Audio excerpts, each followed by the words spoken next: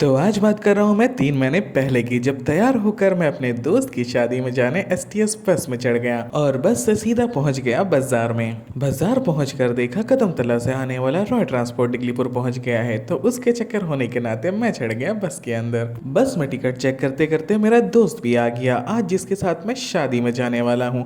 तो ऑटो लेकर हम निकल पड़े सीधे अपने उस दोस्त के घर, आज जिसकी शादी है। वहां पहुंचकर देखा बारात में जाने के लिए कई सारी गाड़ियां उसने तैयार कर रखी थी, जिसमें से एक गाड़ी बैंड बाजे के लिए भी थी। फिर हमने देखा डिगलीपुर के इस कोने से आने वाली एसटीएस बस को। मैं आपको बता दूं, मैं अभी बहादुर टिकरी में हूं, जो हाथी लेवल के रोड की तरफ पड़ता है।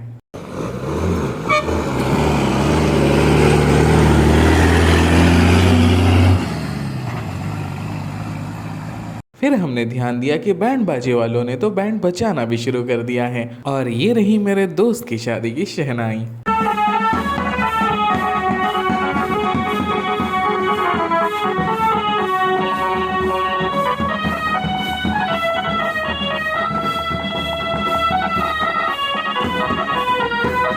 फिर हम पहुंचे सीधा दूल्हे के घर के अंदर, जहां दूल्हे के सज जाने के बाद कुछ रस्म निभाई जा रही थी। और ये था सबसे मजेदार पल, जब दूल्हे के मामा उसे अपने गोद में उठाकर ले जा रहे थे। फिर दूल्हे साहब को उसका मुकुट पहनाया गया, जहां उसे देखकर लग रहा था कि वो काफी घबराया हुआ है। और फाइनली दूल्हे साहब आ गए गाड़ी की ओर, जहां वो पूरी बारात लेकर जाने वाले थे अपनी दुल्हन को लेने। तो बैंड बाजे के शोर के साथ हमने भी पकड़ ली बारात की एक गाड़ी। फिर हम पूरे बारात के साथ नाचते कूदते निकल पड़े शादी की घर की ओर। शादी का घर आते आते शाम से रात हो चुका था, तो वहां पहुंचकर फिर से हमने लिया बैंड बाजे का मजा।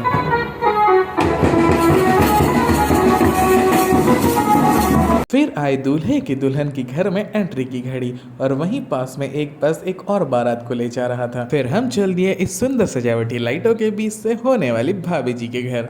वहां पहुंचकर देखा मंडप को काफी ज्यादा सुंदर तरीके से सजाया गया था। फिर कुछ देर बाद दूल्हे को चेयर में लाकर बैठा दिया गया, और फिर बना बारात में नाचने का माहौल। कुछ देर नाच देखकर मैं वापस आ गया मंडप की तरफ, जहां शादी की विधि शुरू हो गई थी। और ये रहा हमारे दूल्हा दुल्हन का प्यारा सा जोड़ा। कुछ देर तक शादी की रस्मों को एंजॉय करने के बाद मैं चला गया अपने मेन काम की ओर। मेन काम तो था हमारा खाना, तो मैं चला गया सीधा बिरयानी खाने के लिए। और यहाँ खाने की काफी अच्छी अरेंजमेंट हो रखी थी। खाने के बाद हम एक बार फिर चले गए शादी की मंडप की और शादी की रस्मों को देखने, क्योंकि कभी ना कभी शादी तो मुझे भी करनी पड़ेगी, तो अब इसे देख के सीख लेता हूँ। फिर आया वो पल जब भाई ने भाभी जी की मांग भर दी।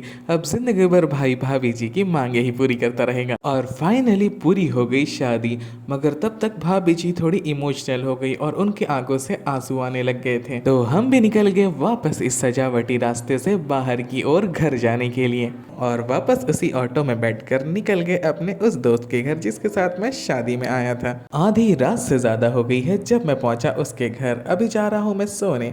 आज के लिए बस इतना ही। Bye bye.